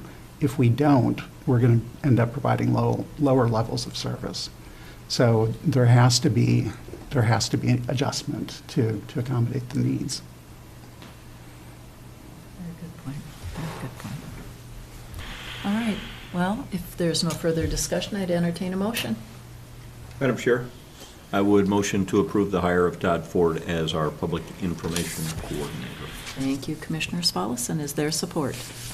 Support? Thank you, Commissioner Mills. We have a motion and support. Any further discussion?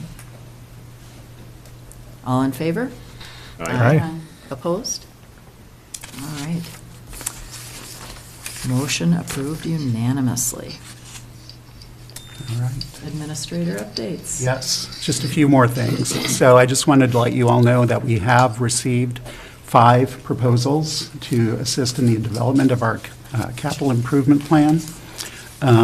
We do have the Budget Advisory Committee, which is also serving as the Facilities Advisory Committee, that is helping us review those proposals, and that committee is meeting tomorrow afternoon to go over them. And I put together a tool that folks can use to evaluate those proposals.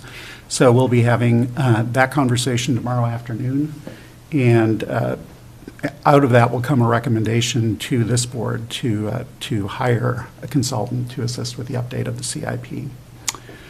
Next thing I wanted to mention, at the last meeting, you all approved the contract with David Drown Associates to begin the compensation classification study. We are moving forward on that and have a meeting tomorrow also with Tessa Melvin at David Drown to begin laying down the groundwork for the process that we'll use. We are going to be engaging the county's personnel committee to some extent to lead that work. And then we're also, and I say to some extent because it's not just the personnel committee, it's also members of the unions, the stewards of the 3 unions. And we also want to make sure that we have adequate input from the department directors and also the supervisors who are non-union. And as we move forward on that work, of course, you'll be getting frequent updates on the status of the project, so you'll all know where we stand. The big thing there is going to be what are we using as comparisons for what we're paying currently. And so that'll involve comparing our wages against those of other counties, but I think we also need to look at the private sector because we are competing with the private sector. And we know, for example, here in town, restaurants and other service jobs are paying more than they used to because businesses are having so much difficulty finding employees. And so I think that needs to be taken into account as well. So a lot of information will be coming to light in the coming months, and we will share that as it becomes available. Third thing I wanted to mention is that we are working with the City of Grand Marais and the Arrowhead Animal Rescue to move forward on planning for the new dog pound. That's something that there's a need for. The city closed the shelter that was down at the campground, I believe in November of last year, and since then we've kind of been making do. But Arrowhead Animal Rescue has, I think, about $55,000 that they're willing to put forward to the project. The county has budgeted $25,000, and we're expecting the city to also allocate a similar amount to get that project going. And then the last thing I wanted to mention is that we are moving forward with the recruitment for the HRA Executive Director. We do have finalist interviews scheduled for the afternoon of March 14th. That's Monday next week, and are very excited to have those conversations and hope that we can make an offer to the selected candidate shortly thereafter. That's all I have. That's a lot. It is a lot. All right. Well, thank you very much. So we'll move on to employee or commissioner concerns and updates. Madam Chair, I just wanted to ask questions of Administrator Yorkie, if I might. Has there been much progress with the Sawtooth Bluffs Joint Powers Agreement? I believe last I had heard it was on the city's desk, and I didn't know if there was any We've not communications. had any recent conversations about that. Okay. No. There's been further frustrations with the Parks and Trails Commission just about that, and it feels like things are stuck. And so there was just a general inquiry if there was anything they could do to help that process. And I said I would ask. So there we have it. Okay. Appreciate that. And I know there's other joint powers agreements that might have a higher priority, but they also, I think, might be more difficult. So, thank you. Thank you. All right. Employee or commissioner concerns and updates. Oh, question for the group. If just what your thoughts for the AMC leadership training would be like for everyone's schedules. I didn't hear about it until just at our legislative session here for whatever reason. It wasn't on my radar, so it kind of jumped on me, recently. But it's a wonderful opportunity, and we might not all.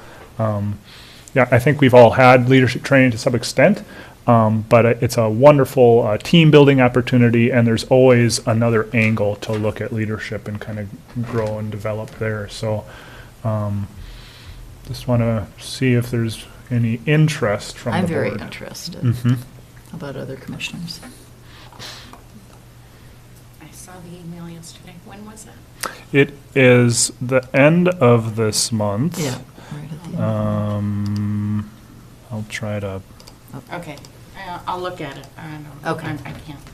I just 29th or something like Yeah, that. it's right at the the tail end. the But we need to let April know if we're going to be doing that. So to your point, Commissioner Mills, and also to April, I did discuss this situation when I was down in St. Paul, because we're not getting the updates ourselves. Right. And Commissioner Mills got that, none of the rest of us did. So I'm hoping with April, we can get this cleared up as to why we're not on the list, which we always have been on the list, going to April and then sending it out to us. I think it was an AMC. I'm guessing it was an AMC kind of lag somehow. Something happened. Yeah, that's the impression I get at least. It wasn't promoted as much. But usually it is. Right. Yeah. Right. And this is, of course, last year's was canceled or Right, it virtual was canceled, or yeah. So that might have been part of it too. Maybe they need to but get back on track too, like everybody yes, else. That might be. that's my assumption. And there's been some. Right. I don't know if you noticed there's been some change up too, just with the structure of AMC. Right, right. That I didn't really pick up on until we were at the legislative session. And it's subtle, but it's significant, I'm guessing. So, Right. but March 30th through April 1st.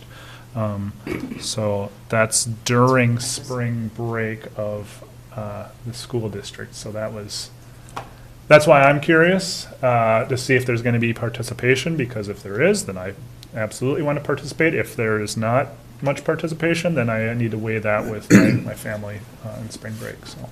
And I think we need to let April know pretty quick here. I think it's maybe by the end of the week. The deadline to get any kind of discounts on rooms was March 14th. Okay. You said was, and that scared me. Yeah. It is. It is. Yeah. And Commissioner Storley, we'll follow up with AMC to see if there's any kind of thing that needs to be changed in terms of notification of those events. All right. Well, let's. And I have attended in the past, and it's pretty intense, but also very, very good.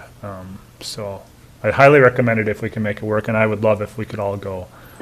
But Okay. Well, let's all think about it. Stacy, give you time to get into your email and get information home about here. it, and we'll make our decision here in a few days. All right, sounds good. Other updates or concerns? I just want to thank everybody for their participation at AMC. It was a great opportunity to meet with our legislators in St. Paul, and the senior elected officials training that was brought to us by Mike Keyport was outstanding. So we've had some great training that's a bit overdue because of the pandemic, and so now it's nice to be catching up with some of that. That's for sure. Just one takeaway I'd like to share from our legislative session, some of the policy work that we had in the Public Safety Committee. Very powerful presentation from Dakota County about their jail and the services that are provided there and the needs that are being shown. And it really integrates with human services and just trying to address probation and the needs of probation, and just how to really to reduce recidivism and really make people whole again. And it's such a huge task that has so many different facets. And it tied right in with the Children's Justice Initiative, too, which I had my first meeting because of, I assume, COVID during the AMC morning as well. But just really powerful discussions going on, and lot of support from the committee just about kind of the mentality of treating people with respect, even incarcerated criminals. Because they will be, I forget what percent, some 90% will be leaving jail.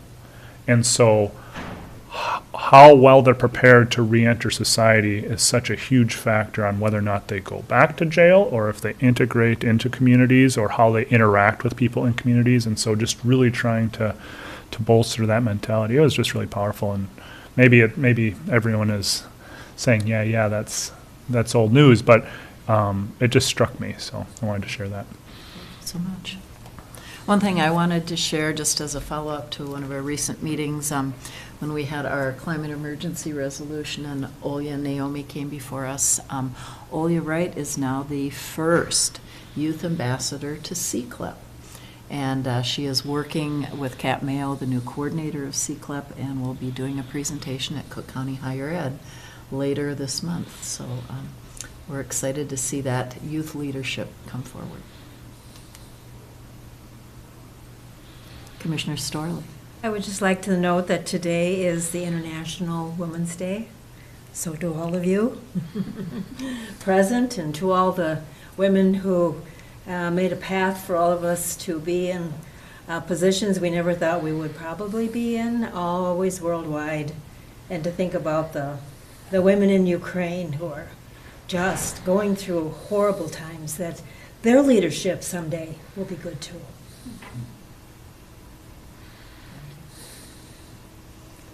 All right, well, as we get ready to conclude our meeting, we do have recognition of staff, our new hire, Todd Ford, and we thank you, Todd, for your work, and look forward to keeping information flowing here in Cook County so that the public gets the exact words, also the context and the analysis that they need, so that they get that in a clear and timely fashion and are informed citizens. So we'll look forward to that. And with that, we're ready to adjourn. Madam Chair, we actually do have March anniversaries. Ah. If you look at the smaller screen. Oh, thank you. I appreciate that. All right. So we have several March anniversaries. So we have Courtney Bernier, 28 years in the Auditor's Office. And we have Olivia Bonadier, Public Health and Human Services, 3 years. Warren Hagan, Highway Department, 16 years. Teresa Oberg, Soil and Water Conservation District, 12 years. Randy Roberts, Highway, 4 years. And Amanda Weberg, Soil and Water Conservation District, works with all those invasive species, 2 years. So thank you to all of you for your service to Cook County. And now we're ready for adjournment. Motion to adjourn. Support. All right, we are adjourned. Thank you. And thank you.